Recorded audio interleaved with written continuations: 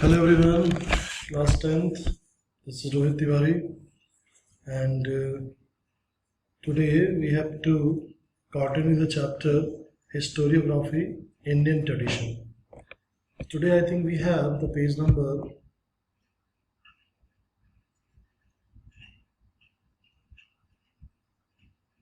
11. We have the first character today, Rajwade. Rajawade is well known from his writings in Marathi and varied subjects like history, linguistic, etymology, grammar, etc. He was the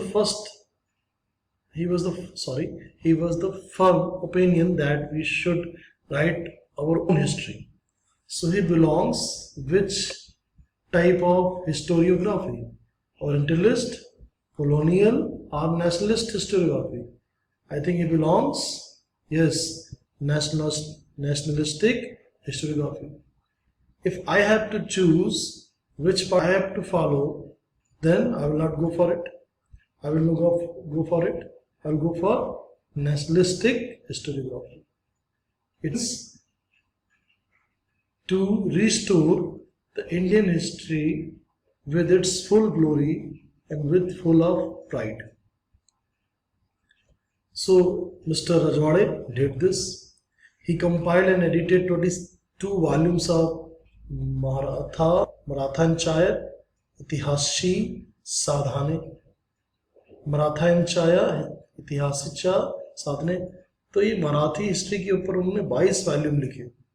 He wrote very scholarly precepts to each of the 22 volumes. He stated history is the all-inclusive image of past societies. It does not include only the stories of political images, conspiracies, and the wars for seizing powers. Instead, that history should be written only using authentic documentary source. तो इन्होंने मराठा इतिहास के ऊपर काफी कुछ लिखा और उसका सही, जिसे कहते हैं इमेज, एक सही रिफ्लेक्शन अपनी बुक्स में उसको दिखाया. The nationalistic historiography helped in the triggering of the independence. अब इसने इंडिपेंडेंस को भी ट्रिगर किया और उससे लोगों को इंस्पिरेशन मिली. अब विजय रजवाड़े जी का एक स्टेटमेंट है, इनका स्टेटमेंट है, human history is defined by the time and space, describing any event necessity that the final portrayal should be spread on the complete canvas of the given time and place. Only balanced combination of the three factors, time, space and personalities is present, then only event does qualify to be called so. उन्होंने बताया कि जो समय है, जो काल है, समय काल, ये ह्यूमन हिस्ट्री को डिफाइन करता है और फाइनल जो पोर्ट्रेट बन के आएगा कैनवस के ऊपर, वो तभी आएगा जब देश समय काल की परिस्थितियों को ध्यान में रख के हिस्ट्री लिखी गया हो, तब बैलेंस कॉम्बिनेशन बनेगा टाइम, स्पेस और पर्सनालिटीज का. तो टाइम मीन्स समय, मीन्स काल, पर्सनालिटी मीन्स जो भी महापुरुष, जो भी लोग रहे हैं. फिर नाम आता है विनायक दामोदर सावरकर का. इन्होंने, इनका सबसे बड़ा जो कंट्रीब्यूशन था, इन्होंने एक बुक लिखी, the Indian war of independence 1857. और ये एक ऐसी बुक थी, दुनिया की ऐसी पहली बुक थी जिसको प्रिंट होने से पहले बैन कर दिया गया. इतना अंग्रेज इनकी राइटिंग्स की बहुत ही तीखा लिखते थे. तीखा माने जो लिखते थे वो सीधे मन पे लगता था. तो he was a great writer और इनका नेशनलिज्म इन इंडिया में काफी बड़ा कंट्रीब्यूशन है. जितने भी गरम दल के लोग थे, क्रांतिकारी थे, वो सब इन्हीं से इंस्पायर थे. ही was the main thick tank of all the revolutionaries of India. I'm talking about Chandrasekhar Azad, Bhagat Singh, this kind of revolutionaries, not that Satya Ahimsa. तो जो वायलेंस के रास्ते पे थे, जो आज़ादी भीख मांग के नहीं, आज़ादी छीन के लेना चाहते थे, जो गरम दल के लोग थे, यंग ब्लड के लोग थे, वो ही फॉलो करते थे. He was inspiration. इनके बारे में थोड़ा और जानना चाहिए, मेरे पास इनके बारे में कुछ है. ये विनायक दामोदर सावरकर जी की पिक्चर है. एक इनका स्टेटमेंट है, वो Motherland sacrifice for you is like life, giving without you is death. Savarkar the ideal of warrior energy. अब इनके बारे में ये जो मेरे पास नोट्स मैं आप सबके साथ शेयर करूंगा. इसके अलावा जो कुछ बेसिक हैं, जो फैक्ट्स हैं, वो मैं यहाँ आपके साथ शेयर करता हूँ। इनका पूरा नाम था विनायक दामोदर सावरकर, निकनेम वीर सावरकर। इनका जन्म हुआ था 28 मई 1883 को भंगूर, नासिक में। 1966 26 फरवरी मुंबई में इनकी डेथ हुई, नेचुरल डेथ। और इन्होंने अपनी डेथ भी नेचुरल डेथ कैसे, डेथ बाय फास्टिंग, कि मैं वीक हो गया हूँ, मैं खाना नहीं खाऊंगा, और मैं इसको उन्होंने बोला सले खाना परो पवेशा, डेथ बाय फास्टिंग। भारतीय हैं। पिताजी का नाम इनके दामोदर सावरकर था, पिताजी का नाम। माता का नाम यशोदा सावरकर, वाइफ यमुना बाई, भाई इनके गणेश और नारायण, सिस्टर इनकी मीनाबाई। और इनका मेन है जिन्होंने कंट्रीब्यूशन किया इंडियन इंडिपेंडेंस मूवमेंट में। पॉलिटिकल पार्टी इनकी हिंदू महासभा थी। रिलीजियस भी इनका एथियस्ट था, एथियस्ट और थियस्ट।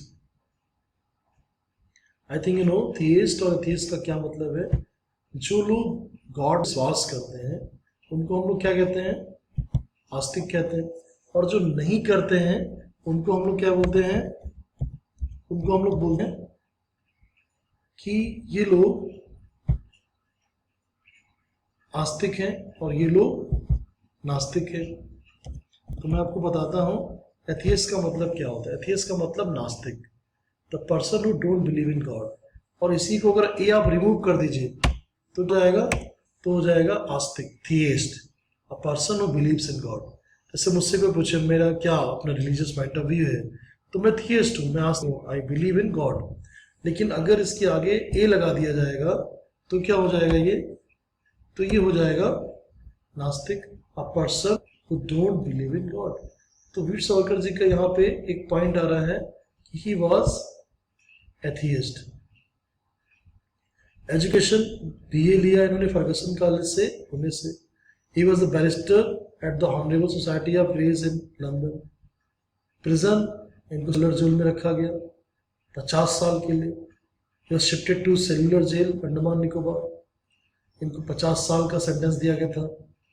बाद में इनको कुछ समय पहले छोड़ भी दिया गया, क्योंकि बाद में देश आज़ाद हो गया। तो आज़ादी के बाद भी रहे इन्होंने, आज़ादी के बाद का दौर भी देखा 1966 तक।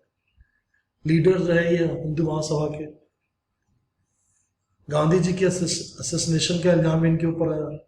नाथूराम गोडसे ने नाथूराम गांधी जी का मर्डर किया, तो ये आया कि इन्होंने हेल्प, जबकि बाद में ये जो ट्रायल, इसके बाद इनको बाइज्जत बरी कर दिया गया।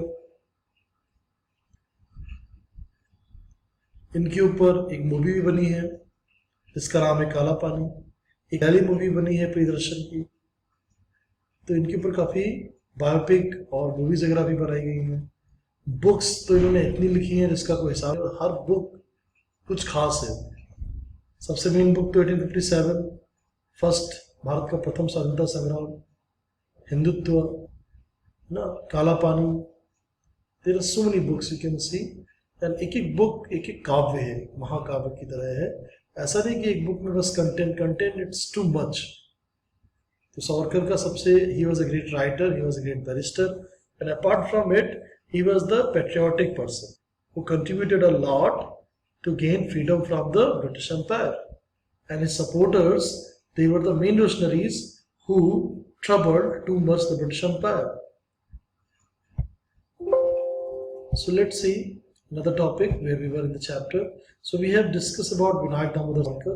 We have discussed V.K. Rajwade. Now, historiography in the post-independence era. Now, along with the writing the dynastic histories, the cultural, social, economic histories were also being written. The scholars of post-independence era began to feel the need of writing stories various communities, science, economic system, political ideologies, cultural space. अब इस ये जो historiography है ये केवल history पे ही नहीं और भी चीज़ों पे डिपेंड करती है, economic system, political ideology, cultural aspects. The historiography of this era has been influenced mainly by three ideological schools: Marxist history, subaltern history and feminist history.